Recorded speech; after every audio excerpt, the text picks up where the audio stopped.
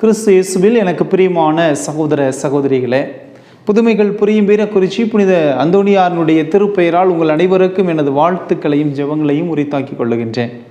பொது காலத்தினுடைய 5வது வாரம் சனிக்கிழமை பிப்ரவரி மாதம் 10ஆம் தேதியிலே நாம் இன்று இருக்கின்றோம். இன்றைய நாளிலே நான் உங்களோடு சிந்திக்க இருக்கின்ற நற்செய்தி மார்க்கு நற்செய்தி 8வது அதிகாரம் 1 to 10 வரை உள்ள இறைவசனங்கள். ஆண்டவர் இயேசு 4000 பேருக்கு உணவளித்த இந்த அதிசயத்தை நாம் இன்று உங்களோடு சிந்தித்து பார்க்க விரும்புகிறேன். பிரியமானவர்களே, இன்றைய நற்செய்தி வழியாக 2 முக்கியமான கருத்துக்களை நான் பதிவிடுகிறேன். முதலாவதாக பரிவு கொள்ளுதல். ஆண்டவர் இயேசு பரிவு கொள்ளுகின்றார். நாம் சாதாரணமாக ஒரு மனிதன் துன்பப்படுகின்ற பொழுது, அவன் வேதனையுறுகின்ற பொழுது அவர்கள் மீது நாம் பரிவு கொள்ளுகின்றோம். பாவம் இப்படி இவனுடைய வாழ்வில் நிகழ்ந்து விட்டதே என்று சொல்லி நாம் பரிதாபப்பட்டு விட்டு கடந்து விடுகிறோம்.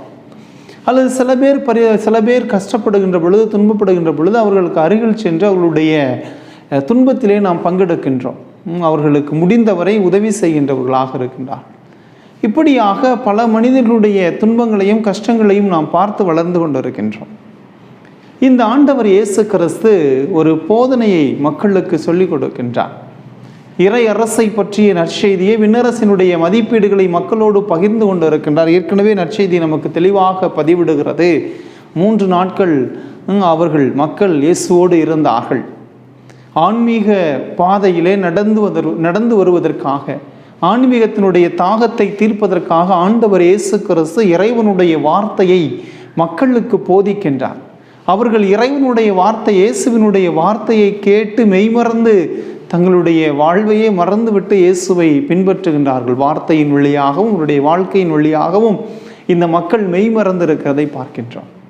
அவர்களை பார்க்கின்ற பொழுது ஆண்டவர் இயேசு அழகாக சொல்லுகின்றார், அவர்கள் மீது பரிவு கொள்ளுகின்றார். நற்செய்தி அதுதான் நமக்கு தெளிவுபடுத்து. பரிவு கொள்ளுதல். நல்ல ஆயன் நானே என்று சொல்லுகின்றார் இயேசு கிறிஸ்து. என்னை பின்பற்றி வருகின்றவர்களுக்கு நல்வாழ்வு கிடைக்கிறது என்பதையும் அவர் பதிவிடுகிறார். இங்கே பரிவு கொள்ளுதல் என்று பார்க்கின்ற பொழுது ஆண்டவர் இயேசு இந்த மக்களுக்காக மனு உரு எடுத்து வருகின்றார். அதற்கு முன்பாகவே கடவுள் இவர்கள் மீது அன்பு கொண்டதனால் பல்வேறு இறைவாக்கினர்கள் வழியாக, பல்வேறு மனிதர்கள் வழியாக, தலைவர்கள் வழியாக, அதுவும் இஸ்ராயல் மக்களுடைய வரலாற்றை நாம் புரட்டி பார்க்கின்ற பொழுது எத்தனையோ அரசர்கள், எத்தனையோ இறைவாக்கினர்கள், எத்தனையோ தலைவர்களை கொண்டு வழிநடத்தப்பட்ட அந்த மக்கள் இப்பொழுது பார்க்கின்ற பொழுது அவர்கள் ஆயினில்லாத ஆடுகளைப் போல தென்படுகிறார்கள். அவர்களிடையே தலைவர்கள் இருந்தாலும் கூட மக்களை ஆண்டவர் வழியிலே நடத்தி வருவதற்கான ஒரு சரியான தலைமை இல்லாத ஒரு நிலையை ஆண்டவர் இயேசு அங்கே பதிவிடுகிறார். அவர்கள் மீது பரிவு கொள்ளுகின்றார்.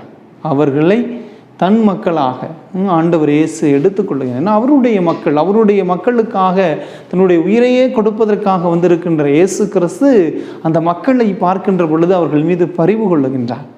இறை வார்த்தை மட்டுமல்ல, அவர்களுக்கு உணவும் தேவைப்படுகிறது. நம்முடைய ஆன்மீக வாழ்வுக்கான பசியை மட்டுமல்ல, உடல் ரீதியான பசியையும் ஆண்டவர் போக்குவதற்கு அங்கே விரும்புகிறார். தான் ஆண்டவர் இயேசு அவர்களை பார்க்கின்ற பொழுது அவருடைய துன்பத்திலே, அவருடைய துயரத்திலே, அவருடைய வேதனையிலே ஆண்டவர் இயேசு பங்கெடுக்கின்றார். அவர்களை புரிந்து வைத்திருக்கின்றார். அதனால்தான் அவர்களை பார்த்தவுடனே பரிவுள்ளம் கொண்ட இயேசுவாக தென்படுகிறார். 2வது கருத்தை நாம் பார்க்கின்ற பொழுது பகிர்வு. பரிவு மட்டும் இருந்தால் பத்தாது, அது மட்டும் போதுமானதாக இருக்காது. அந்த பரிவு கொள்ளுதல் நம்மை பகிர்வுக்கு அழைத்து செல்ல வேண்டும். பல நேரங்களிலே நாம் எளிமையாக சொல்லிவிடுகின்றோம். இங்கு பற்றாக்குறை அல்ல, பகிராக்குறை என்று சொல்லிவிடுகிறோம்.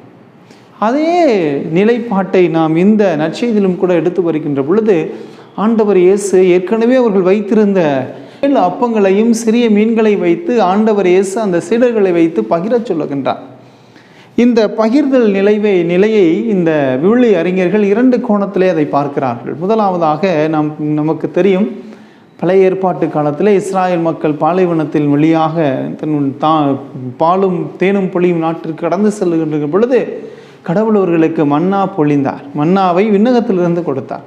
அந்த உணவை உண்டார்கள், அவர்கள் வாழ்வு பெற்றார்கள். அந்த உணவு அவர்களுடைய பசியை போக்கியது. அது அழிவுற்றார்கள். ஆனால் இந்த நிகழ்வும் விண்ணகத்திலிருந்து இறங்கி அந்த மன்னா உணவை வெளிப்படுத்துவதாக, அழியாத உணவாக இருக்கின்ற இயேசுவினுடைய அந்த பகிர்வுக்கு ஒப்பிடுகிறார்கள். இரண்டாவதாக இதை நற்கருணைக்கும் ஒப்பிடுகிறார்கள்.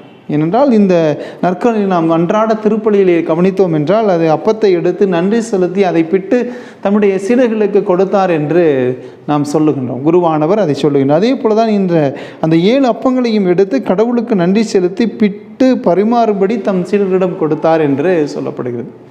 ஆக இது நற்கருணைக்கு ஒரு முன் அடையாளமாக, முன்னோடியாக இங்கே இருப்பதை நமக்கு தெளிவுபடுத்துகின்றார்கள் விவிலிய பிரியமானவர்களே, இந்த 2 நற்பண்புகளும் நமக்கு முக்கியமாக தேவைப்படுகிறது. பரிவு கொள்ளுதல், நம்மோடு வாழுகின்ற சாதாரண மக்களாக இருக்கட்டும், இல்லை அன்றாட பயணம் செய்கின்ற பொழுது நாம் சந்திக்கின்ற மக்களாக இருந்தாலும் அவர்கள் மீது நாம் பரிவு கொள்ள வேண்டும், இரக்கம் கொள்ள வேண்டும், அன்பு கொள்ள வேண்டும், பாசத்தை வெளிப்படுத்த வேண்டும். அதைத்தான் ஆண்டவர் இயேசு வெளிப்படுத்தினார். அதே போல் பகிர வேண்டும் என்பதை இயேசு கிறிஸ்து எப்படி அந்த 7 அப்பங்களையும் சிறிய மீன்களையும் வைத்து எல்லா மக்களுக்கும் பகிரச் சொல்லி பகிர்ந்த பிறகும் மீதியானதை எடுத்தார்களோ, அதுபோல் நம்முடைய வாழ்வு பகிரப்படுகின்ற பொழுது நம்முடைய கிறிஸ்தவ வாழ்வு பகிரப்படுவதற்கான ஒரு அழைத்தல் வாழ்வு. அதுதான் நமக்கு ஆண்டவர் இயேசு கிறிஸ்து சொல்லிக் கொடுத்தார் என்றால், அவர் தன்னுடைய உயிரையே கொடுத்தார், பகிர்ந்து கொடுத்தார், அன்பை பகிர்ந்து கொடுத்தார்.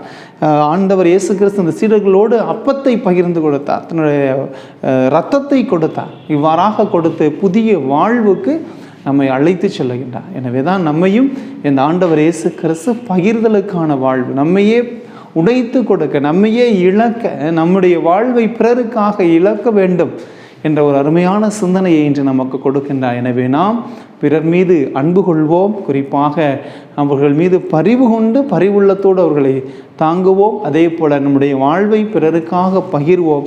அப்பொழுது நாம் லட்சியமிக்க, சாட்சியமிக்க, கத்தோலிக்க கிறிஸ்தவர்களாக இந்த உலகத்தில் நம்முடைய பயணத்தை தொடர்வோம் என்ற நம்பிக்கையோடு இந்த நாளில் இறைவனிடத்தில் வேண்டுவோம். இறைவன் உங்களையும் உங்களுடைய குடும்பங்களையும் நிறைவாக ஆசீர்வதிப்பாராக.